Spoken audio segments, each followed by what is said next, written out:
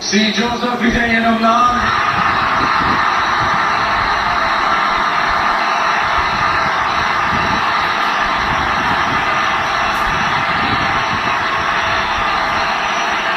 சட்டப்படி அமைக்கப்பெற்ற இந்திய அரசியல் அமைப்பின்பால்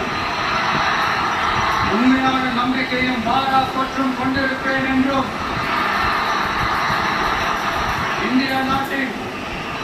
ஒப்பில்லாத முழு முதல் ஆட்சியையும் ஒருமையையும் நிலைநிறுத்துவேன் என்றும்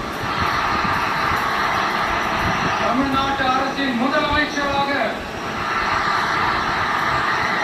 உண்மையாகவும் முழச்சான்றின்படியும்